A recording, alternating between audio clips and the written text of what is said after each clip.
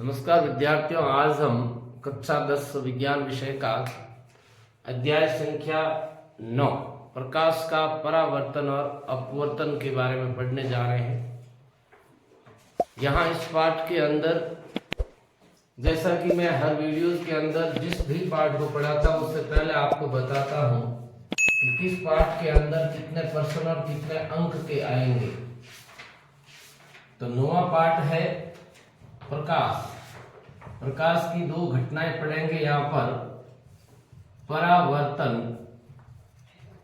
एवं अपवर्तन, रिफ्लेक्शन और रिफ्रैक्शन। इस पाठ के अंदर टोटल जो अंक भार है वो है 8 और प्रश्नों की संख्या रहेगी यहाँ पर 6। कितने? 6। अब कौन कौन से प्रश्न आएंगे? एक प्रश्न आएगा वस्तुनिष्ठ प्रकार का 1 नंबर का, एक प्रश्न आएगा रिक्त स्थान के अंदर 1 नंबर का, 2 प्रश्न आएंगे अति लघुतरात्मक, प्रत्येक प्रश्न 1 नंबर का, तो कितने हो गए? 2 नंबर के, और 2 प्रश्न आएंगे आपके लघुतरात्मक प्रकार के, प्रत्येक प्रश्न 2 अंक का, तो दोनों कितने के हो गए? 4 अंक के। तो यहाँ पर टोटल 6 प्रश्न आएंगे और अंक भार कितना रहेगा? 8। यदि अंक भार की दृष्टि से देखा जाए तो ये पाठ अति महत्वपूर्ण बन जाता है, क्योंकि 8 नंबर अकेला ये पाठ आप यदि अच्छे से तैयार करते हो तो आपको हासिल करवाता है। इस पाठ के अंदर हम मुख्य मुख्य बातों को जितना हो सके हर एक बिंदु को टच करने का प्रयास करेंगे। प्रकाश एक प्रकार की ऊर्जा होती है जो कि हमारी नेत्र को दृष्टि संवेदना पैदा करती है। जो भी ऊर्जा होती है वो कुछ ना कुछ कार्य करने की अपनी एक क्षमता रखती है। यहाँ जो प्रकाश या लाइट है वो दृष्टि संवेदना पैदा करती है। प्रकाश से संबंधित कई सारी घटनाओं को हम पढ़ते हैं भौतिक विज्ञान के अंदर, जिसमें 2 घटनाएं परावर्तन और अपवर्तन को इस पाठ के अंदर पढ़ेंगे। तो सबसे पहली घटना आती है प्रकाश का परावर्तन, जिसको हम रिफ्लेक्शन कहते हैं। क्या कहते हैं? रिफ्लेक्शन। परावर्तन क्या है? यहां जब हम किसी प्रकाश की किरण की बात करें तो प्रकाश की किरण प्रकाश के स्रोत से चलती है और चल करके किसी न किसी माध्यम से टकराती है या फिर उस माध्यम के अंदर प्रवेश करती है। ये उस माध्यम पर निर्भर करता है। यदि सामने वाला माध्यम जिसके ऊपर प्रकाश की किरण पड़ रही है, यदि वो माध्यम अपारदर्शी है, यानी जिसके आर पार प्रकाश की किरण का जाना नामुमकिन होता है, तब वह वाली प्रकाश की किरण उस माध्यम से टकरा करके वापस लौट आती है। इसी घटना को हम क्या कहते हैं? प्रकाश का परावर्तन। तो याद रखें, जब प्रकाश की किरण किसी अपारदर्शी धरातल से टकराती है तो पुनः अपने ही माध्यम में लौट आती है जिस माध्यम से गई थी। इस घटना को प्रकाश का परावर्तन कहते हैं। उदाहरण के लिए, जैसे कि मान लिया ये कोई माध्यम है, ये माध्यम है नंबर 1, वायु हो सकता है, कोई भी हो सकता है, लेकिन इस माध्यम के अंदर प्रकाश की जो किरण आ रही है, ये जैसे कि किरण आ रही है, आने वाली किरण को हम कहते हैं आपतित किरण। क्या कहते हैं इसको? आपतित किरण। जैसे ही इस माध्यम से आकर के इस धरातल से टकराई, सामने जो धरातल आपको नजर आ रहा है, ये कैसा धरातल है? अपारदर्शी। कैसा धरातल है? अपारदर्शी। जैसे ही इस धरातल से टकराएगी तो अपारदर्शी होने के कारण अंदर प्रवेश नहीं करेगी, वो वाली किरण यहां से टकरा के क्या कर जाएगी? वापस लौट आएगी। जिस माध्यम से गई उसी माध्यम में वापस लौट आई। यहां कौन सी घटना हुई है? परावर्तन की घटना हुई है। कौन सी घटना हुई है? परावर्तन की। और परावर्तन की घटना के पश्चात जो किरण वापस आ रही है, इस किरण को हम कहते हैं परावर्तित किरण। क्या कहते हैं इसको? तो जाने वाली किरण को क्या नाम दिया? आपतित किरण। वापस आने वाली किरण को क्या नाम दिया? परावर्तित किरण। जिस बिंदु पर टकरा रही है उस बिंदु का हम ये अभिलंब ले लेते हैं। मान लिया इस अभिलंब का नाम है m डैश। तो यहां पर ये परावर्तन की घटना आ जाती। इसके बाद आते हैं परावर्तन के नियम। परावर्तन के नियम कि यहाँ पर कौन से नियम कायदे लागू होते हैं परावर्तन की घटना के अंदर। तो प्रमुख 3 नियम आते हैं। कितने नियम आते हैं? 3 नियम। पहला नियम ध्यान दें, पहला नियम प्रकाश की आपतित किरण, प्रकाश की परावर्तित किरण और अभिलंब, इन तीनों का तल बिंदु क्या होता है? एक ही होता है, तल बिंदु समान होता है। आपतित किरण, परावर्तित किरण और अभिलंब तीनों का तल बिंदु क्या है? समान है। दूसरा नियम, आपतित किरण का अभिलंब के साथ बना कोण, मान लेते हैं इस कोण को हमने आई कहा। क्या कहा? आई। और ये परावर्तित किरण का अभिलंब के साथ बना कोण मान लिया आर कहा। तो ये कोण आई और कोण आर क्या होगा? बराबर होगा। कोण आई और कोण आर क्या होगा? बराबर होगा। वापस बोल रहा हूं, दूसरा नियम, आपतित किरण का अभिलंब के साथ बना आपतन कोण, परावर्तित किरण का अभिलंब के साथ बना परावर्तन कोण क्या होते हैं? बराबर होते हैं। तीसरा नियम आता है, यदि प्रकाश की किरण अभिलंबवत जाए, यहां अभिलंब के साथ में ये किरण तो कुछ कोण बनाते हुए आ रही है, लेकिन यदि किरण अभिलंबवत जाए यानी उस धरातल पर 90 डिग्री पर पड़े, या यूं कह दूं अभिलंब के साथ 0 डिग्री का कोण बना के आ रही है, तो 0 डिग्री से वापस जाएगी। जितना डिग्री से आई उतना डिग्री से वापस जाती है। तो 0 डिग्री से आई 0 डिग्री से वापस जाएगी। कहने का तात्पर्य हुआ कि अभिलंबवत आएगी तो अभिलंबवत ही वापस चली जाएगी। समझ गए ना? तो ये परावर्तन के 3 नियम आते हैं। आगे आते हैं परावर्तन के प्रकार। परावर्तन कितने तरह का होता है? परावर्तन के प्रकार कितने तरह का होता है? परावर्तन 2 तरह का। कितने तरह का? 2 तरह का। पहला परावर्तन का प्रकार आता है नियमित। क्या आता है? नियमित। और दूसरा क्या आता है? अनियमित। क्या है? अनियमित, जिसको हम विसरित भी कहते हैं। क्या कहते हैं इसको?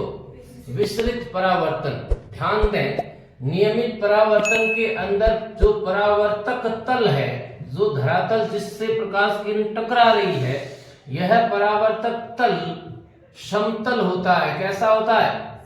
समतल। यहां हमने इस नियम के अंदर जो परावर्तक तल लिया वो कैसा तल लिया है? समतल। और समतल धरातल के लिए ही ये 3 नियम लागू होते हैं। समझ गए ना? तो तीनों नियम लागू होते हैं, इसलिए इसको हमने क्या नाम दिया? नियमित परावर्तन। और अनियमित परावर्तन या विसरित परावर्तन के अंदर जो परावर्तक तल होता है ये उबड़ खाबड़ होता है। कैसा होता है? उबड़ खाबड़, यानी यादृच्छ रूप से होता है, समतल नहीं होता। तो जब इस प्रकार का कोई धरातल हो और उससे प्रकाश किरण टकरा करके वापस जाए, तो यहाँ पर ये आपतन कोण और परावर्तन कोण बराबर हो, कोई जरूरी नहीं होता, नियम लागू नहीं होते। इसलिए इसको क्या नाम देते हैं? अनियमित परावर्तन।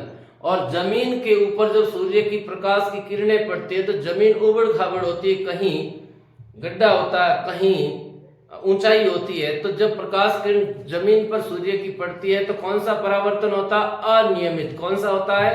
और अनियमित परावर्तन के कारण ही छाया के अंदर अपने को दिखाई देता रहता है। पेड़ की छाया के अंदर हो, चाहे इस कमरे के अंदर जैसे हम बैठे हैं, बाहर प्रकाश की किरणें गिर रही है लेकिन यहाँ तो नहीं आ रही है ना, फिर भी अनियमित परावर्तन के कारण कुछ किरणें हमारे अंदर इस रूम में आ रही है, इसलिए हमें यहाँ भी कुछ न कुछ दृष्टिगोचर हो रहा है। समझ गए ना? तो परावर्तन कितने तरह का हुआ? 2 तरह का, नियमित और अनियमित। जो समतल दर्पण होता है जिसके अंदर अपना हम हमारा चेहरा देखते हैं, समतल दर्पण के अंदर परावर्तन कौन सा होता है? नियमित। कौन सा होता है?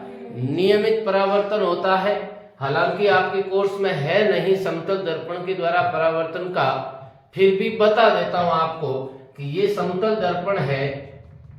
मान लेते हैं कि इस दर्पण के सामने ये आकृति रखी हमने, समझिएगा। इस आकृति से अनेक सारी प्रकाश की किरणें जाएगी और दर्पण से टकराएगी। आपका चेहरा हो सकता है, कोई भी वस्तु हो सकती है।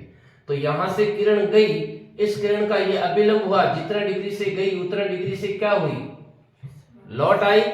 ठीक इसी प्रकार से और भी कई सारी किरणें जाकर के दर्पण से टकराएगी। मान लिया ये किरण गई, वो भी जितने डिग्री से अभिलंब के साथ गिरी उतने डिग्री से वापस क्या हुई, वापस लौट आती है। इस प्रकार से ये किरणें जितनी भी जा रही है वो वापस परावर्तित होके आ रही है, समझ रहे हो ना।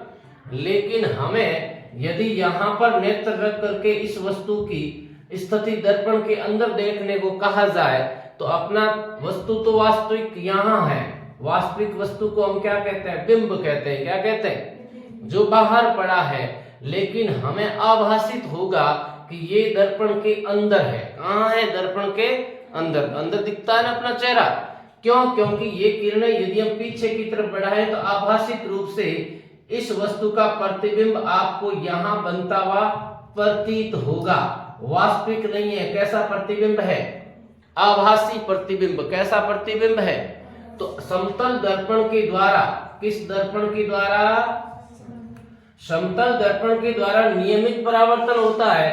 और जो ये प्रतिबिंब है, ये जो प्रतिबिंब है ये कैसा होता है, आभासी, काल्पनिक होता, वास्तविक नहीं होता है। और आभासी सदैव सीधा होता है। कैसा होता है, आभासी प्रतिबिंब सदैव।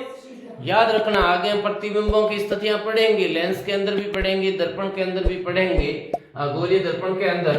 तो वहां आपको पूछा जाएगा कि आभासी प्रतिबिंब हमेशा कैसा होता है, सीधा होता है। साथ ही ये प्रतिबिंब वस्तु के बराबर बनेगा, वस्तु के बराबर। जितनी बड़ी वस्तु है उतना ही बड़ा प्रतिबिंब बनता है, और जितनी दूर है बाहर की तरफ उतना ही अंदर की तरफ दूर बनता है। इस चीज को समझे।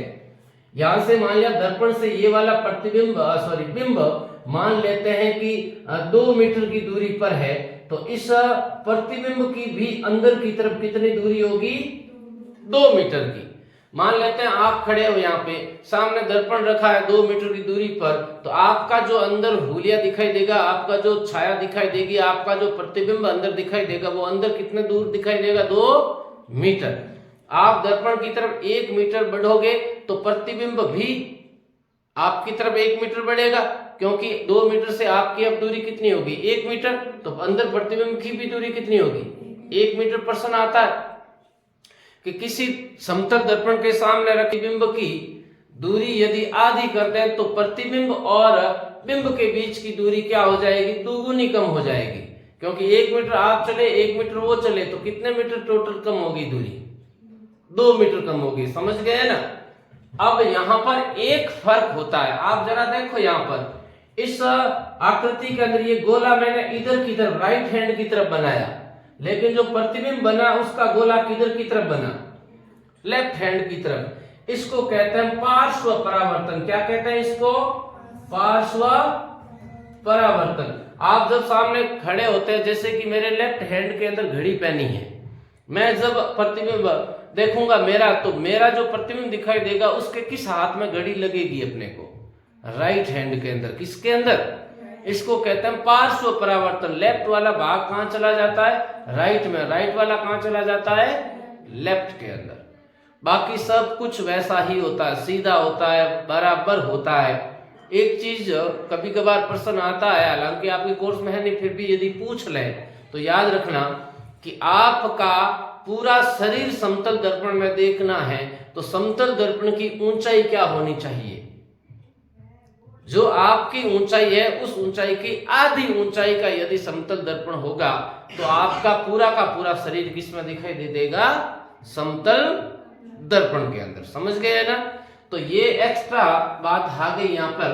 तो हमने पढ़ा परावर्तन क्या है, जब प्रकाश किरण किसी अपारदर्शी धरातल से टकराती है तो पुनः अपने ही माध्यम में लौट आती है, इस घटना को प्रकाश का परावर्तन कहते हैं। 3 नियम पढ़े, आपतित किरण, परावर्तित किरण और अभिलंब, तीनों का तल बिंदु क्या है, समान है। फिर हमने पढ़ा परावर्तन के दो प्रकार, नियमित परावर्तन और विसरित परावर्तन। नियमित परावर्तन होता है समतल धरातल के द्वारा और विसरित होता है उबड़ खाबड़ धरातल के द्वारा, कोई नियम लागू नहीं होगा। ठीक है ना, समझ में आया यहाँ तक? चलिएगा आगे आते हैं हम गोलीय दर्पण। अभी हमने समतल दर्पण की चर्चा की, आगे हम जिस दर्पण के द्वारा प्रतिबिंबों का निर्माण समझेंगे, परावर्तन समझेंगे, वो गोलीय दर्पण होगा। कौन सा दर्पण होगा? गोलीय दर्पण। अब आप सोच रहे होंगे गोलीय दर्पण क्या है, समझें इधर।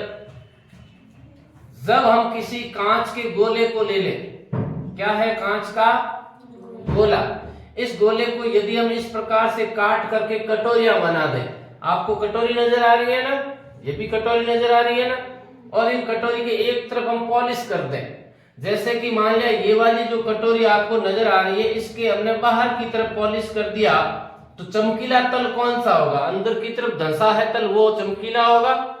तो जो अंदर धंसा हुआ तल चमकीला, बाहर की तरफ पॉलिश है तो अंदर से चमकीला दिखाई देगा ना। तो ये वाला जो दर्पण है इसको हम कहते हैं अवतल दर्पण। क्या कहते हैं इसको? अवतल दर्पण। क्या कहते हैं इसको? अवतल दर्पण। और इसी दर्पण को दूसरा नाम देते हैं अभिसारी दर्पण। क्या कहते हैं इसको? अभिसारी दर्पण। और दूसरी कटोरी के हम अंदर की तरफ मान लिया पॉलिश कर देते हैं, तो इसका चमकीला तल बाहर की तरफ उभरा हुआ है वो दिखाई देगा। तो जो उभरा हुआ तल है चमकीला, इस प्रकार के दर्पण को कहते हैं उत्तल दर्पण। क्या कहते हैं इसको? उत्तल दर्पण। और इस दर्पण का दूसरा नाम होता है अपसारी दर्पण। क्या नाम होता है? अपसारी दर्पण। समझ गए ना? तो यहाँ पर गोलीय दर्पण क्यों कहा? क्योंकि इसका जो परावर्तक तल या जो चमकीला तल है ना, वो गोलीय रूप में है, वक्राकार रूप में है। ये परावर्तक तल गोलीय है, इसलिए इस दर्पण को क्या कहा हमने? गोलीय दर्पण। कितने तरह के हो गए? दो तरह के, उत्तल और अवतल। अवतल का दूसरा नाम क्या है? अभिसारी। उत्तल का दूसरा नाम क्या है? अपसारी। ये अपसारी और अभिसारी क्यों कहते हैं, इसका भी कुछ कारण होता है, अभी हम समझेंगे कि इनको अभिसारी और अपसारी क्यों नाम दिया। अब आ जाते हैं गोलीय दर्पण की परिभाषाएं। गोलीय दर्पण की परिभाषाएं कि गोलीय दर्पण के अंदर कौन कौन से घटक होते हैं और जिनको हमें समझना आवश्यक होता, प्रश्न भी बनता है। यहाँ पर हमने पहले देख लिया, इस पार्ट के अंदर एक एक नंबर के 4 प्रश्न आएंगे। एक वस्तुनिष्ठ आएगा, एक रिक्त स्थान वाला आएगा, 2 अति लघुत्तरात्मक, एक एक नंबर के प्रश्न है ये सारे। तो इस प्रकार के प्रश्न बन सकते हैं एक नंबर में। परिभाषा है, ध्यान दें इधर। गोलीय दर्पण की सबसे पहली परिभाषा आती है ध्रुव। क्या आती है? ध्रुव, जिसको हम किससे लिखेंगे? पी से। पोल कहते हैं, इसलिए किससे लिखेंगे? पी से। क्या है ध्रुव की परिभाषा? मैं इधर की तरफ गोलीय दर्पण बना रहा हूं और परिभाषा भी साथ साथ में बता रहा हूं। ये कौन सा दर्पण है? अवतल। कौन सा दर्पण? अवतल। ये कौन सा दर्पण है? उत्तल। सबसे पहली परिभाषा ध्रुव। गोलीय दर्पण के चमकीले या परावर्तक तल के बीचों बीच वाला बिंदु, बिल्कुल इस परावर्तक तल के मध्य वाला जो बिंदु है, इसको हमने क्या नाम दिया? ध्रुव नाम दिया। क्या नाम दिया? ध्रुव। दूसरी परिभाषा आती है वक्रता केंद्र। दूसरी परिभाषा क्या है? वक्रता केंद्र। किससे लिखेंगे? सी से। किससे लिखेंगे? सी से। परिभाषा सुनिएगा। यदि गोलीय दर्पण को पूरा गोला मान लूं, क्या मान लूं? यदि गोलीय दर्पण को पूरा क्या मान लें? गोला मान ले, तो गोले का जो केंद्र होगा कुछ यही होगा ना। गोले का जो केंद्र होगा वही गोलीय दर्पण का क्या है? वक्रता केंद्र। ठीक इसी प्रकार से इस गोलीय दर्पण को हमने पूरा क्या मान लिया? गोला। इस गोले का जो केंद्र होगा वही इस गोलीय दर्पण के लिए क्या है? वक्रता केंद्र। अब अगली परिभाषा आती है नंबर 3, वक्रता त्रिज्या। वक्रता त्रिज्या, जिसको किससे लिखते हैं? आर से। किससे लिखते हैं? आर से। वक्रता केंद्र और ध्रुव के बीच की दूरी।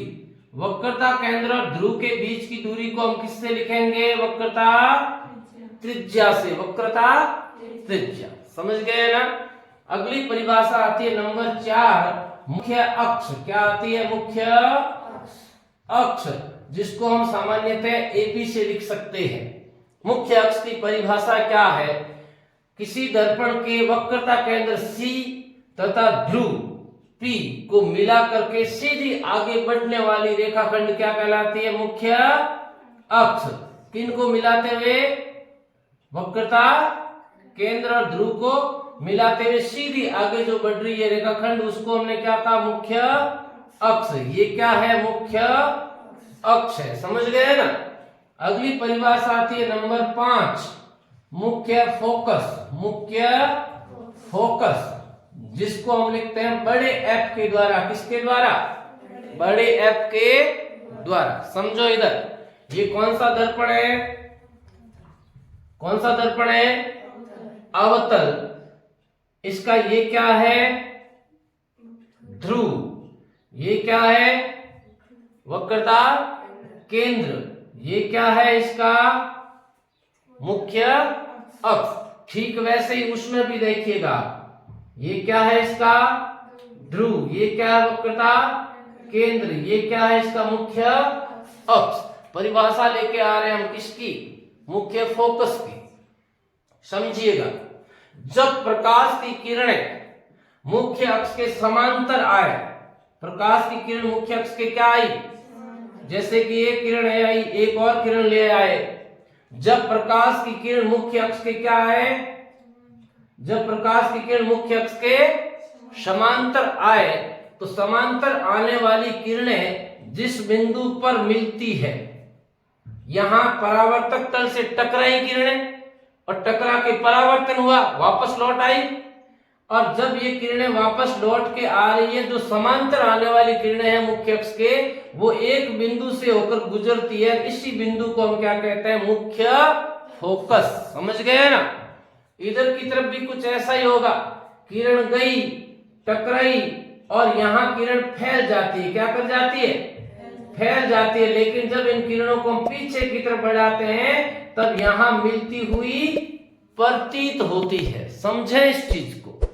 यहाँ तो वास्तव में मिली है, यहाँ मिलती हुई प्रतीत हुई है। तो हमने क्या नाम दिया इसका? मुख्य फोकस। परिभाषा बोल रहा हूं, जब गोलीय दर्पण के मुख्य अक्ष के समांतर आने वाली किरणें परावर्तन के पश्चात जिस बिंदु पर मिलती है या मिलती हुई प्रतीत होती है, उस बिंदु को क्या कहते हैं? मुख्य फोकस। यहां पर जो मुख्य फोकस प्राप्त हुआ, ये वास्तविक है। क्या है ये? वास्तविक है। क्यों? क्योंकि यहाँ पे वास्तव में किरणें मिल रही है। और ये वाला जो फोकस प्राप्त हुआ, ये कैसा है? आभासी या काल्पनिक है। आभासी या काल्पनिक है, क्योंकि यहाँ पे वास्तव में नहीं मिली। समझ गए ना। अब यहाँ पर अगला जो परिभाषा का बिंदु आता, वो आता है फोकस दूरी। क्या है परिभाषा? फोकस दूरी, जिसको हम स्मॉल एफ से लिखते हैं। किससे लिखते हैं? स्मॉल। जिस प्रकार से वक्रता केंद्र और ध्रुव के बीच की दूरी को हमने त्रिज्या कहा, ठीक ऐसे ही फोकस बिंदु और ध्रुव के बीच की दूरी क्या कहलाएगी? फोकस दूरी। मुख्य फोकस और ध्रुव के बीच की दूरी क्या कहलाएगी? फोकस दूरी। यहां बड़ी रोचक चीज आती है कि वक्रता केंद्र और ध्रुव के बिल्कुल बीचों बीच में फोकस बिंदु आता है। बिल्कुल बीचों बीच में, यानी फोकस दूरी जो f है, वो हमेशा त्रिज्या की क्या होती है? आधी होती है। किसके लिए? गोलीय दर्पण के लिए। याद रखना, गोलीय दर्पण के लिए फोकस दूरी त्रिज्या की क्या होती है? आधी होती है। क्या होती है? आधी होती है। समझ गए ना। अब यहां जरा देखिएगा, यहां किरणें मिल रही है ना वास्तव में, है ना, और वास्तविक फोकस प्राप्त हो रहा है ना। किरणें मिल रही है, इसीलिए इस दर्पण को क्या कहते हैं? अभिसारी। क्या कहते हैं? और यहां किरणें क्या हो रही है? फैल रही है। भाई प्रसारित हो रही है ना, इसलिए इसको हमने नाम क्या दिया? अपसारी। क्या नाम दिया? अपसारी, और अपसारी के कारण ही यहाँ पे हमने पीछे बढ़ा के फोकस बिंदु प्राप्त करने का प्रयास किया, इसलिए फोकस बिंदु कैसा प्राप्त हुआ? आभासी या काल्पनिक। समझ गए ना? तो ये परिभाषाएं आ जाती है किसकी? उत्तल और अवतल दर्पण के जितने भी घटक होते हैं उन घटकों की। आगे टॉपिक आता है गोलीय दर्पण के परावर्तन के नियम। जिस प्रकार से समतल धरातल के परावर्तन के नियम होते हैं, ठीक वैसे ही गोलीय दर्पण के भी परावर्तन के नियम होते हैं। देखिएगा, दोनों ही दर्पण को साथ में लेके समझा रहा हूं मैं आपको। ये अवतल दर्पण है, ये कौन सा है? उत्तल दर्पण। यहाँ पे इसका ध्रुव हो गया, ये इसका वक्रता केंद्र हो गया, ये क्या हो गया? मुख्य अक्ष। अब पहला नियम ठीक वैसे ही जैसे किसके अंदर पढ़े हमने? समतल धरातल के लिए। पहला नियम, जब प्रकाश की किरण मुख्य अक्ष के समांतर आती है तो हमेशा वो कहां से गुजरती है? फोकस बिंदु से। अभी फोकस बिंदु की परिभाषा प्राप्त की थी, तब ये कहा ना हमने, इसके अंदर ये गुजरती तो नहीं है, लेकिन गुजरती हुई आभासित होती है। तो पहला नियम आता है, जब प्रकाश की किरण मुख्य अक्ष के समांतर आती है तो सदैव फोकस बिंदु से गुजरती। दूसरा नियम जस्ट इसका उल्टा, यदि प्रकाश किरण फोकस बिंदु से आए तो परावर्तन के पश्चात मुख्य अक्ष की क्या हो जाती है? समांतर हो जाती है। मुख्य अक्ष के समांतर आई, फोकस से गुजरी, और फोकस से आई तो मुख्य अक्ष की क्या हो गई? समांतर। तीसरा नियम, यदि प्रकाश की किरण सीधी ध्रुव पर गिरे, कहां गिरे? तो जितने डिग्री का यहां मुख्य अक्ष के साथ आपतन कोण है, उतना ही डिग्री का कौन सा कोण होगा? परावर्तन कोण। कहने का मतलब, यदि प्रकाश की किरण सीधी ध्रुव पर गिरे तो जितने डिग्री से आपतित होती है उतने डिग्री से वापस परावर्तित हो जाती है। यहां पर आगे हम पढ़ेंगे गोलीय दर्पण के द्वारा प्रतिबिंबों का निर्माण। उसमें आपको पहला और तीसरा नियम काम में लेना है। पहला नियम क्या है? मुख्य अक्ष के समांतर आने वाली किरणें कहां से गुजरेगी? फोकस से। तीसरा नियम क्या बताया? यदि सीधी ध्रुव पर गिरे तो जितने डिग्री से गिरती है उतने ही डिग्री से वापस लौट जाती है। अब यहां आगे का जो टॉपिक आता है वो टॉपिक आता गोलीय दर्पण के द्वारा प्रतिबिंबों का निर्माण, जिसमें अवतल दर्पण से और उत्तल दर्पण दोनों के द्वारा हम प्रतिबिंब का निर्माण होते हुए समझेंगे। आप जरा विचार करिएगा, आपके घर पर कटोरी तो होगी ना, या चम्मच है ना? यदि कटोरी या चम्मच के अंदर हम चेहरा देखें तो कौन से दर्पण की भांति काम करेगी? कटोरी के अंदर वाला भाग अवतल या उत्तल? अंदर की तरफ अवतल धंसा हुआ है ना। और यदि कटोरी या चम्मच के बाहर की तरफ देखोगे तो कौन से दर्पण की भांति काम होगा वहां पे? उत्तल दर्पण। कौन सा? तो जरा आप घर पर जाकर के जरूर देखना, कटोरी के अंदर चेहरा दूर रख करके नजदीक ला करके देखना, आपको अपना चेहरा कैसा दिखाई देता है। और फिर हम जो यहाँ पर समझेंगे क्या वास्तव में वो सही चीज है। और कटोरी के बाहर की तरफ भी आप दूर नजदीक ला करके अपना चेहरा देखिएगा कैसा दिखाई देता है। हम इन चीजों को अभी समझेंगे और आप घर पर जाकर के इसको प्रैक्टिकल जरूर करना और वास्तव में आप पता लगाना क्या जो हमने आज समझा है वो सही है या नहीं है। तो आगे आते हैं हम गोलीय दर्पण द्वारा प्रतिबिंब निर्माण। किसका निर्माण? प्रतिबिंबों का निर्माण। यहाँ पे दो प्रकार के दर्पण हैं, अवतल और उत्तल। दोनों ही दर्पणों के अंदर हम देखेंगे कि यहां जो पहला दर्पण है अवतल, इस दर्पण के द्वारा 6 स्थितियां देखेंगे। कितनी स्थितियां? 6 स्थितियां देखेंगे। और उत्तल दर्पण की हम दो स्थिति देखेंगे। कितनी स्थिति देखेंगे? दो। अब आप इन प्रत्येक 6 स्थितियों को हम जब पढ़ते हैं, पहली स्थिति आती है वस्तु अनंत पर हो। कहां हो?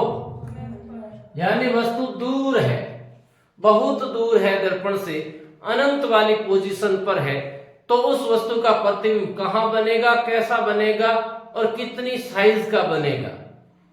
तो हम इसको चित्र के द्वारा समझते हैं। दर्पण कौन सा है? अवतल। कौन सा दर्पण है? तो ये कौन सा दर्पण हुआ? ये कौन सा दर्पण हुआ? अवतल, जिसका परावर्तक तल अंदर की तरफ धंसा है। यहां इसका ध्रुव हो गया, ये इसका वक्रता केंद्र हो गया, ये क्या हो गया? इसका मुख्य अक्ष हो गया। अब समझो जरा, वस्तु कहां है? अनंत पर। वस्तु कहां है?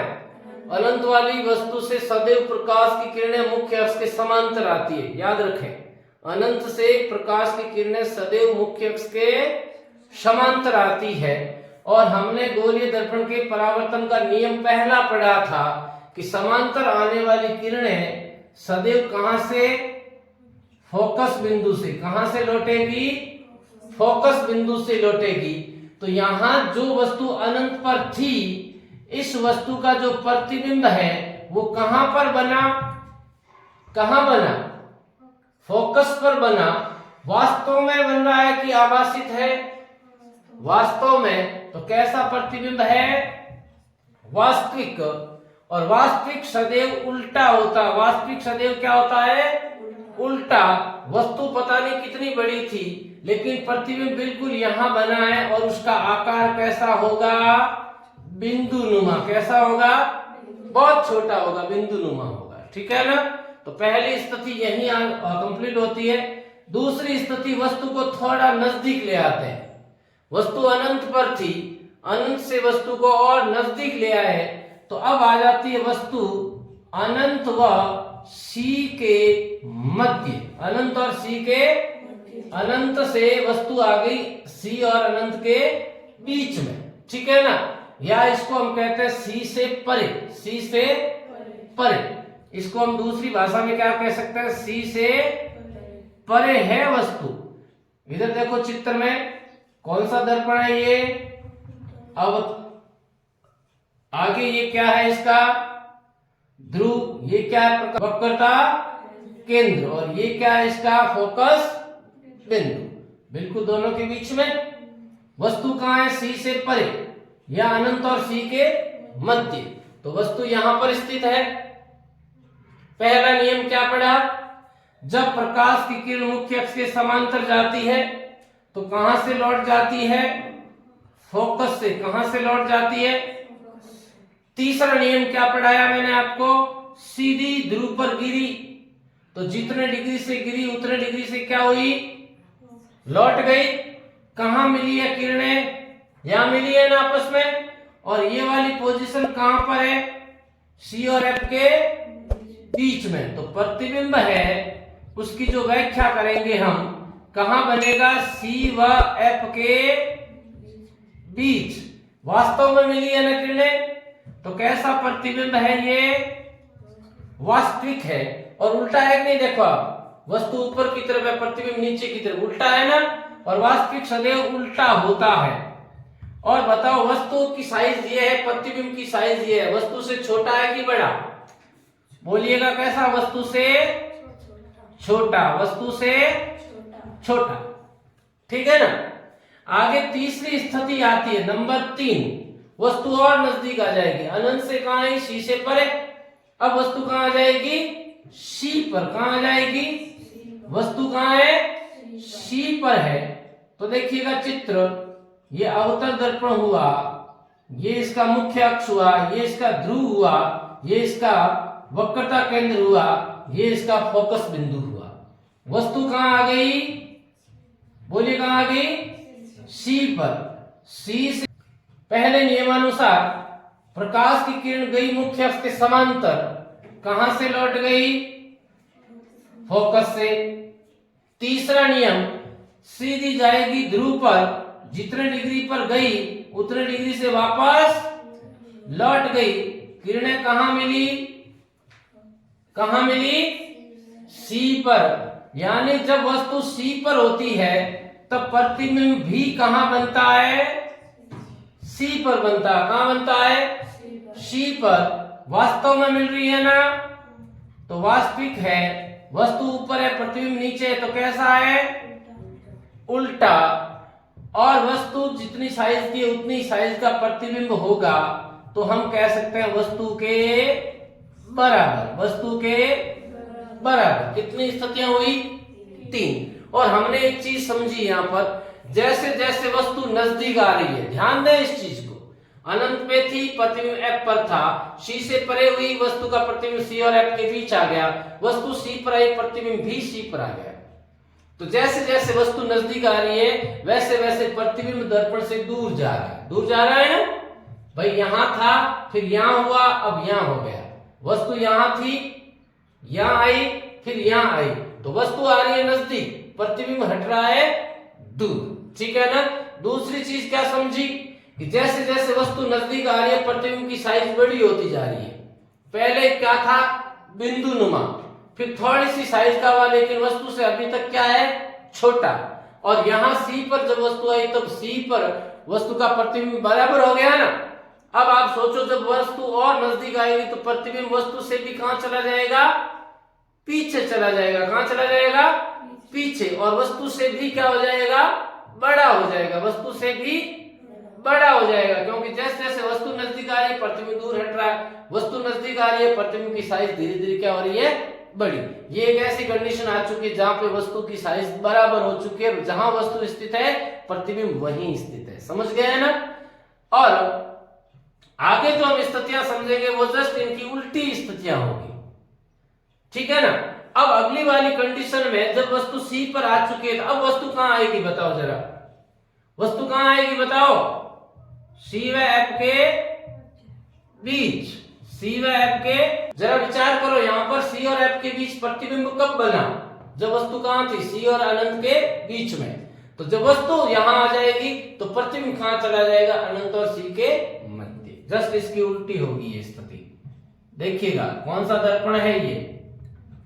अवतल। ये क्या है इसका? ध्रुव। ये क्या है इसका? वक्रता केंद्र। ये क्या है इसका? फोकस बिंदु। वस्तु कहां स्थित है? सी और एफ के बीच। सबसे पहली नियमानुसार प्रकाश की किरण मुख्य अक्ष के समांतर गई, कहां से लौट जाएगी? कहां से लौट गई? फोकस से।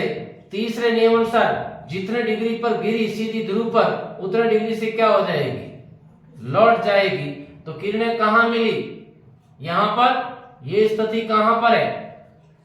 सी से परे या सी और अनंत के बीच में। तो प्रतिबिंब कहां बना? सी से परे। वास्तव में बनाना। और कैसा है? उल्टा। और वस्तु से बड़ा है कि छोटा बताओ जरा? वस्तु से बड़ा है। और इसको मैं स्टार पॉइंट दे दूंगा, क्योंकि इस पर प्रश्न आता है कि दर्पण की किस स्थिति पर वस्तु को रखे कि प्रतिबिंब को पर्दे पर प्राप्त किया जा सके। तो यही वो स्थिति होती है। यहां प्रतिबिंब कहां प्राप्त किया जा सकता है? पर्दे पर। यहां प्रतिबिंब पर्दे पर प्राप्त किया जा सकता है। कहां प्राप्त किया जा सकता है? पर्दे पर प्राप्त किया जा सकता है। प्रश्न आता है कि दर्पण की किस स्थिति में वस्तु को रखें, अवतल दर्पण की कौन सी पोजीशन में वस्तु को रखें कि प्रतिबिंब पर्दे पर प्राप्त किया जा सके। तो वो वाली स्थिति होती है वस्तु की कहां पर? सी एफ के बीच। ठीक है ना? अगली कंडीशन आती है नंबर 5, वस्तु और नजदीक आ जाएगी। अब वस्तु कहां आ गई? एफ पर। जरा विचार करें, एफ पर प्रतिबिंब कब बना? जब वस्तु कहां थी? अनंत पर। और जब वस्तु आ जाएगी एफ पर तो प्रतिबिंब कहां चला जाएगा? अनंत पर। कहां चला जाएगा? अनंत पर। ये कौन सा दर्पण हुआ? अवतल। क्या हुआ? ये मुख्य, ये क्या वक्रता, और ये क्या इसका मुख्य फोकस या एफ। यहां वस्तु स्थित है। कहां स्थित है? एफ पर। कहां स्थित है? सबसे पहले नियमानुसार प्रकाश के मुख्य अक्ष के समांतर गई, कहां से लौटेगी? फोकस से कहां से लौटेगी, फोकस से। तीसरे नियम अनुसार सीधी गई कहां पर, ध्रुव पर। कहां गई सीधी, ध्रुव पर। जितने डिग्री पर गिरी उतने डिग्री से लौट जाएगी। अब इन किरणों को हम मिलाएंगे तो ये किरणें बढ़ती बढ़ती ठेठ यहां मिलेगी। समझ रहे हो ना मेरी बात को। और ये वाली जो पोजीशन है ये इस दर्पण के लिए कैसी पोजीशन है, अनंत। कैसी है, इसलिए यहां तक ही अपने को आगे मिलाने की जरूरत नहीं है, लेकिन ऐसा लग रहा है कि आगे जाके मिलेगी, आगे जाके मिलेगी, अपने को मिलाना नहीं है। प्रतिबिंब कहां बनेगा, अनंत पर। कहां बनेगा, अनंत पर। वास्तविक होगा, और वास्तविक सदैव कैसा होता है, उल्टा। और वस्तु से बड़ा होगा कि छोटा, वस्तु से बहुत बड़ा, वस्तु से बहुत बड़ा। समझ गए, कितनी स्थितियां हुई, 5। छठी स्थिति आ जाती है, वस्तु और नजदीक आ जाएगी। अब वस्तु और नजदीक कहां आएगी, F और P के मध्य। F व P यानी ध्रुव के मध्य आ गई वस्तु। समझ गए ना। समझो इधर, ये कौन सा दर्पण, अवतल। ये क्या है इसका, ये ध्रुव है, ये वक्रता केंद्र है, ये क्या है, F है। वस्तु आ गई F और P के। समझे, सबसे पहले नियमानुसार प्रकाश के मुख्य अक्ष के समांतर गई, कहां से लौट गई, फोकस से।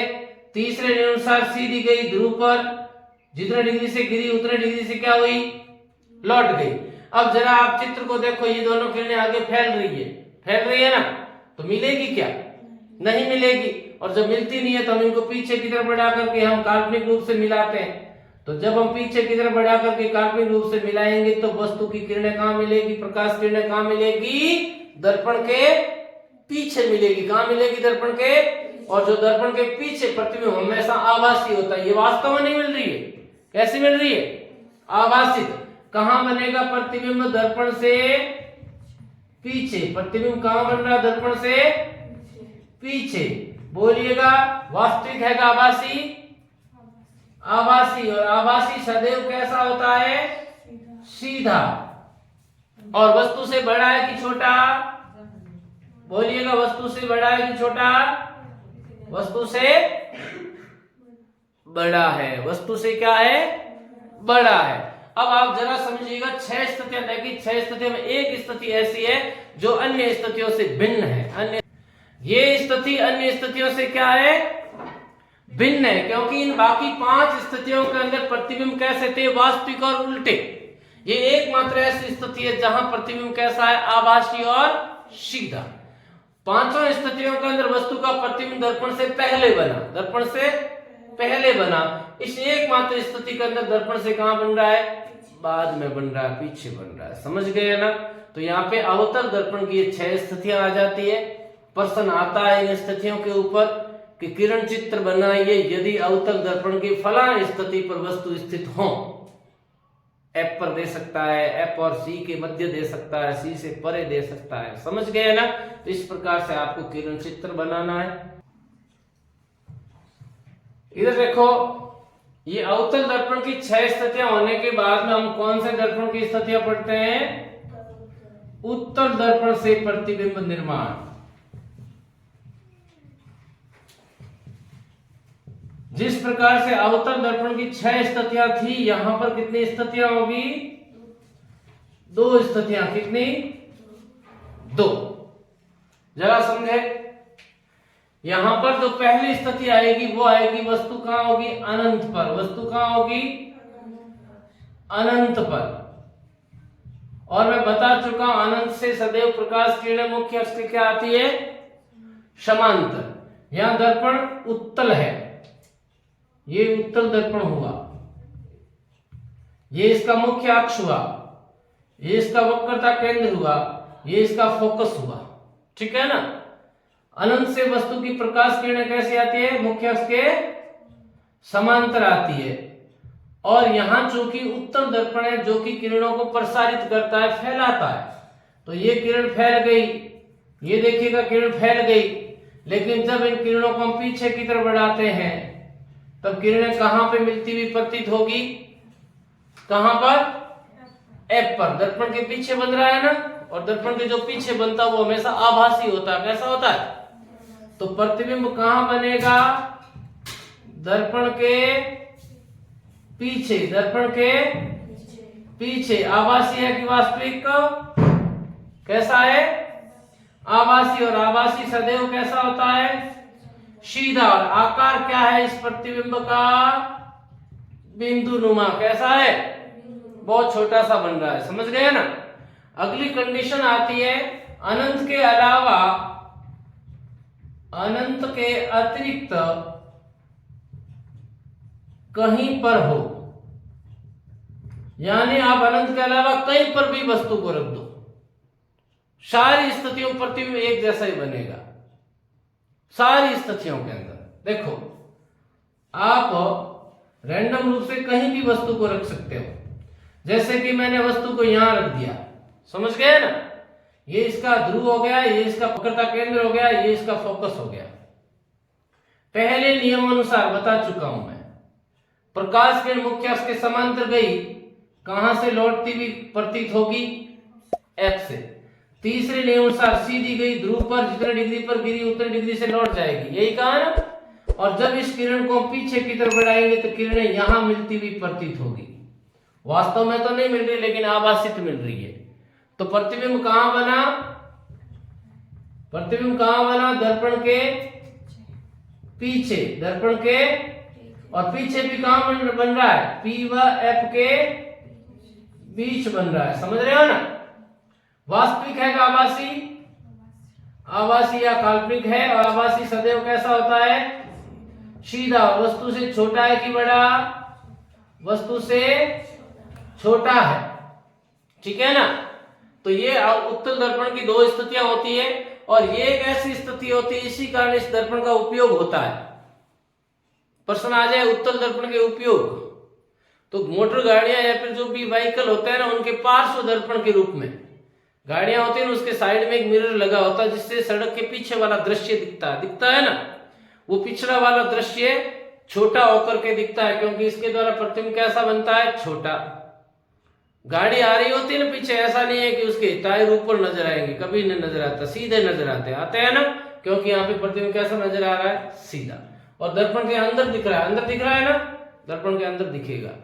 वस्तु बहुत दूर होगी ना, पीछे आने वाली गाड़ी बहुत दूर होगी ना, लेकिन उस दर्पण में ऐसे लगेगा जैसे गाड़ी बहुत नजदीक आ गई है, क्योंकि देखो वस्तु यहाँ है, इतनी दूरी है बाहर की तरफ, लेकिन अंदर की तरफ उससे लगभग आधी हो गई होगी ना।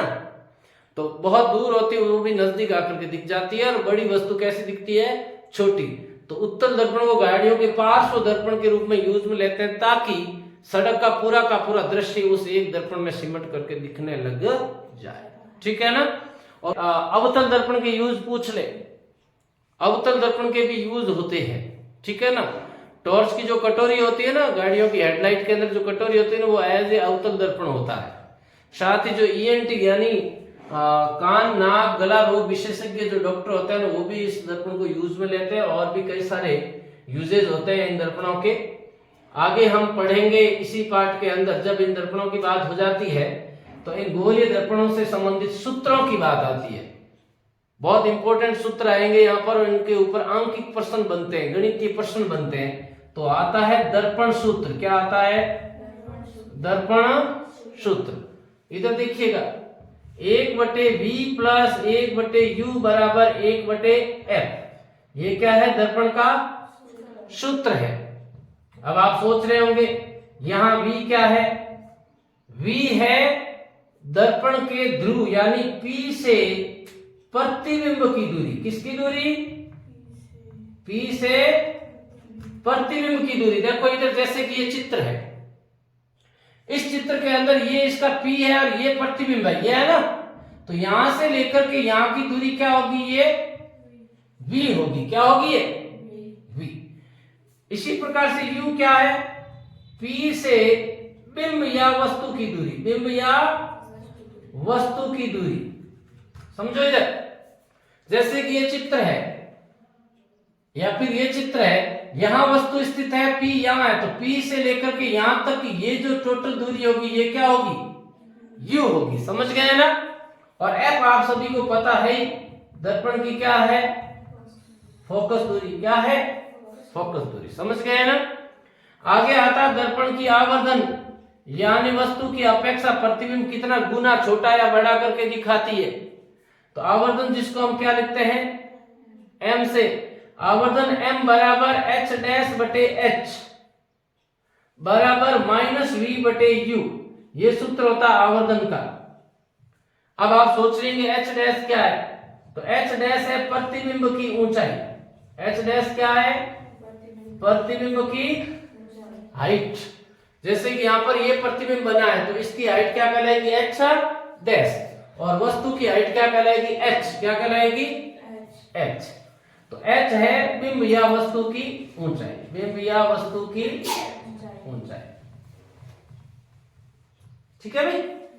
और यहाँ आवर्धन का h डैश बटे h तो होता ही, इसके अलावा माइनस v बटा u भी लिख सकते हैं हम। तो इन सूत्रों के ऊपर कई सारे अंकित प्रश्न भी आते हैं। एक सूत्र आपको पहले बता ही चुका हूं मैं, फोकस दूरी f और त्रिज्या r के मध्य संबंध, f बराबर r बटे 2, याद है ना।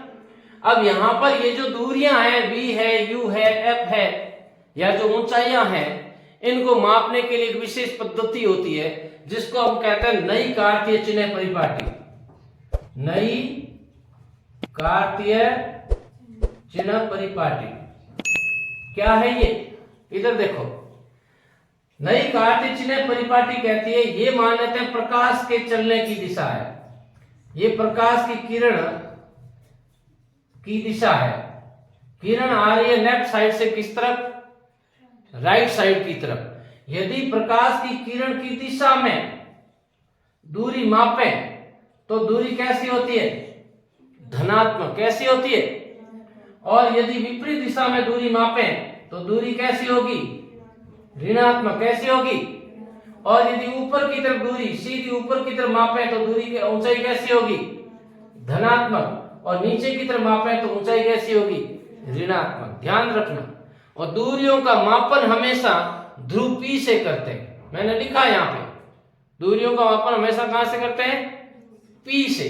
जैसे देखो इधर की तरफ, जैसे ये मान लिया चित्र है, और इस चित्र के अंदर आपको पूछूं V, तो V है प्रतिबिंब और ध्रुव के बीच की दूरी, ये वाली V होगी ना, ये क्या होगी, V।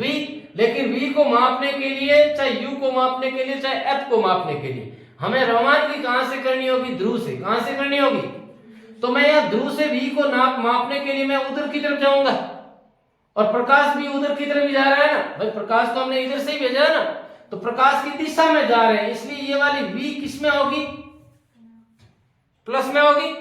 और वस्तु की दूरी यहां है, वस्तु, इसकी दूरी मापने के लिए मैं P से इधर की तरफ आऊंगा, जो प्रकाश की कौन सी दिशा है, विपरीत दिशा है, इसलिए ये वाली दूरी किस में होगी, माइनस में। वस्तु की ऊंचाई, वस्तु ऊपर की तरफ है इसलिए कैसी होगी, प्लस के अंदर। यहां पे वस्तु नीचे की तरफ है इसलिए ये वाली जो h डैश है ये किस में होगी, ऋणात्मक में। समझ रहे हो इस चीज को। तो अब आप जरा बताओ मुझे, जो उत्तल दर्पण है ये वाला, इस उत्तल दर्पण की फोकस दूरी धनात्मक है कि ऋणात्मक है, जरा विचार करें। इसकी फोकस दूरी यानी फोकस से P के मध्य की दूरी, फोकस दूरी, ये धनात्मक है कि ऋणात्मक है, धनात्मक है, क्योंकि इसकी फोकस दूरी को मापने के लिए मैं उधर की तरफ जाऊंगा और प्रकाश की दिशा भी यही है। तो उत्तल दर्पण की फोकस दूरी हमेशा कैसी है, धनात्मक। अब अवतल दर्पण की फोकस दूरी की बात करूं, ये इसकी F है, ये वाली दूरी कैसी है, धनात्मक है कि ऋणात्मक, ऋणात्मक है, क्योंकि प्रकाश उधर जा रहा है लेकिन हम इस दूरी को मापने के लिए वापस बैक कर रहे हैं, इसलिए यहां पर इसकी फोकस दूरी कैसी होगी, ऋणात्मक। प्रश्न आता है कि अवतल दर्पण की फोकस दूरी हमेशा कैसी होती है, ऋणात्मक। उत्तल दर्पण की फोकस दूरी हमेशा कैसी होती है, धनात्मक। ठीक है ना।